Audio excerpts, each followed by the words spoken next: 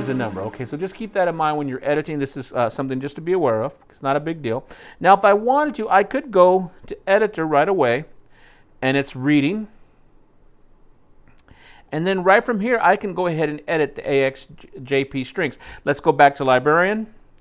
Notice when I have the AX-JP string selected, I could hit preview, which would load the sound, or I could hit edit, and that would take me directly to that editor as well. So whether I want to go ahead and press it on the phone, the editor, or I could just say edit, and it takes me to there. Once we're in here, we see a lot of different aspects of editing the sounds on this particular sound, or program, I should say.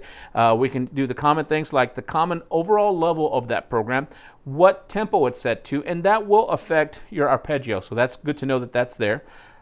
Now, this is what really excites me about the AX-Edge. It's not the programs that are in here, it's what you can create. The AX-Edge, and we'll take a look in a second, we can have up to 4 parts going simultaneously to create a program. So this is something that's real cool. And you see we can turn on the arpeggio on different parts. So maybe I want to have something going on one part and not the other. That's something that's totally cool.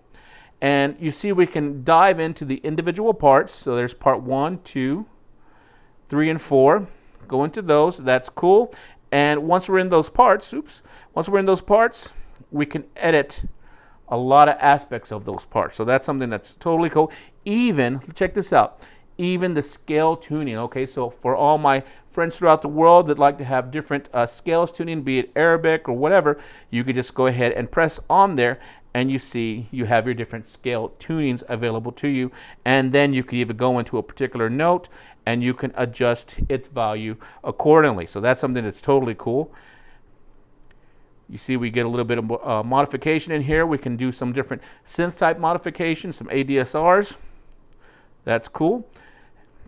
And look at this at the bottom. It says copy this part to or copy part from. So maybe we like everything that's going on and we want to move this part to maybe part 3. I can just press this button, copy this part to, and I can just choose it.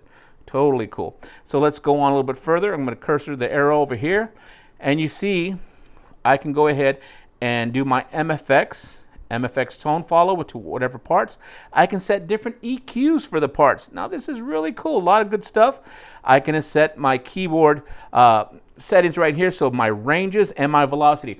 Now we're going to definitely explore this more in the future when we start talking about creating layers and splits and advanced layers and splits with octave shifts and velocity switching.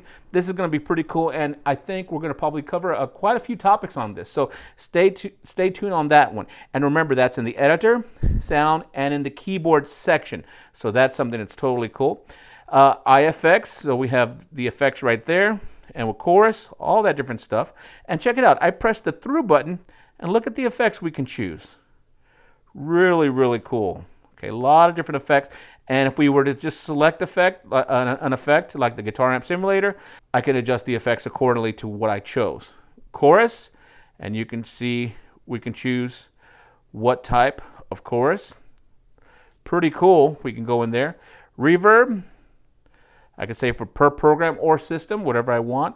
A lot of times you would probably go ahead and choose program. System means it's going to go across the whole keyboard, and that's fine, but probably what you'll like to do and what I like to do is do it by program. So the whole effects spectrum can change according to which program I have selected. So that's cool. We check out the types. We have reverb from the Integra, a warm hall, you know, a lot of pretty cool stuff. So that's pretty neat. We go into the next section. That's in the control section. Remember, we're still in the editor section. In the control here, you see, I can go through the different parts, 1 through 4. I can tell it what part reacts through what part of the controller inside the AX-Edge, be it the program, the assignable control knob, the octave, whatever I want, I can tell it to assign. And you see here we have S1 through 7. Totally cool. And we also have an external control knob. So that's really cool. And that goes through parts 1 through 4. Okay. MIDI receive. Now this is pretty cool too. We can go ahead